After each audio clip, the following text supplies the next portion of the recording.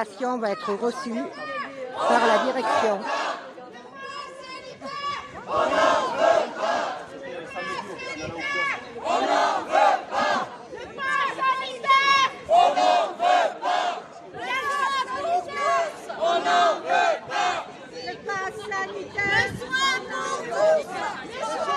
Soignants, usagers. Le soin pour tous. Le soin pour tous. Le soin pour tous. Le soin pour tous. Le soin pour tous. Le soin pour tous. Le soin pour tous. Libre accès. Le soin pour tous. Libre accès. Le soin pour tous. Libre accès.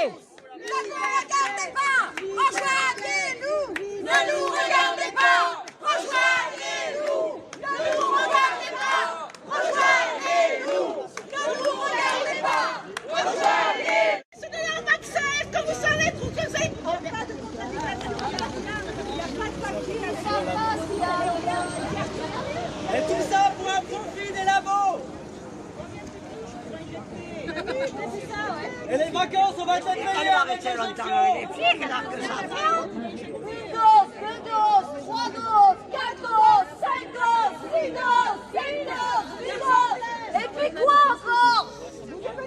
Le 10e sera gratuit.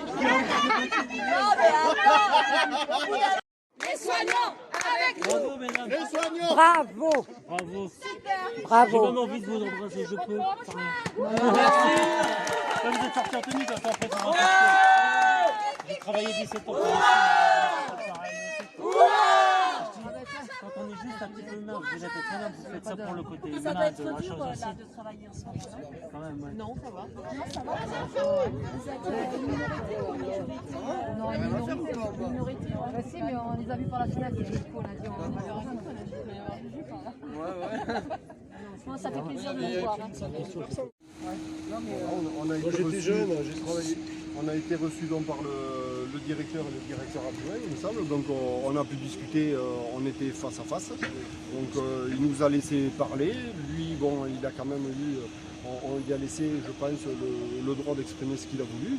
Ensuite, il nous a surtout réitéré le fait qu'ici, à l'hôpital d'Agen, tout s'était toujours très bien passé, même avec des situations qui étaient difficiles. Mais ici, sur Agen, apparemment, ça n'a pas été ce qu'ont vécu les autres en France.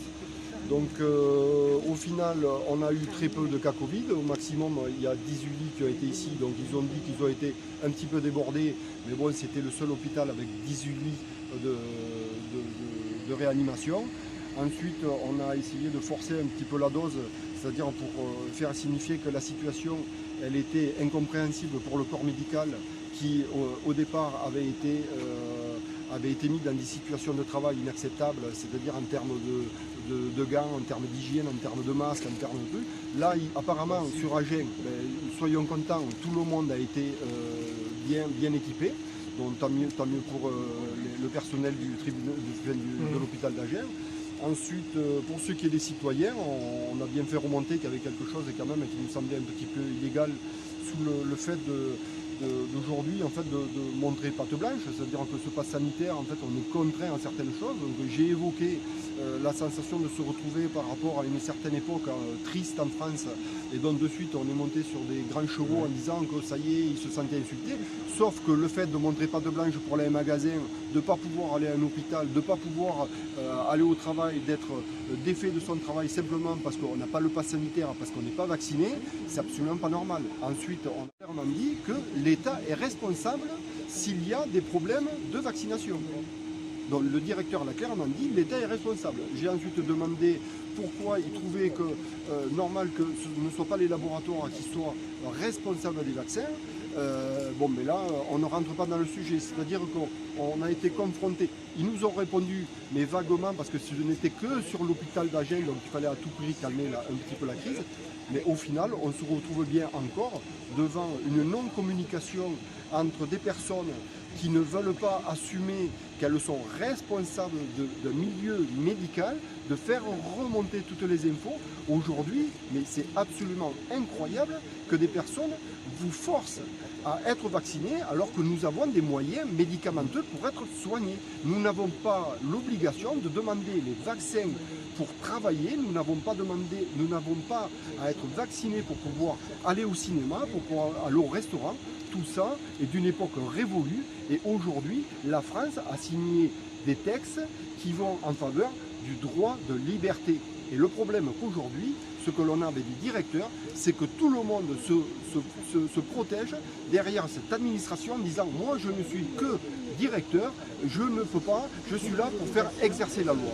Donc en fait, on a affaire à un pouvoir politique à la préfecture, on a affaire à un gouvernement, mais sachez aujourd'hui que les directions de l'hôpital, elles sont toutes gérées par des personnes qui n'ont pas de regard et qui se foutent de savoir si demain vous êtes vacciné, s'il y a des morts ou pas, on s'en fout. Ils sont là pour faire respecter la loi. La loi, si demain on leur demande de faire de l'homéopathie pour du cancer, on vous fera de l'homéopathie pour du cancer parce que ce sera la loi. Voilà. Et j'ai rien contre l'homéopathie. Ok.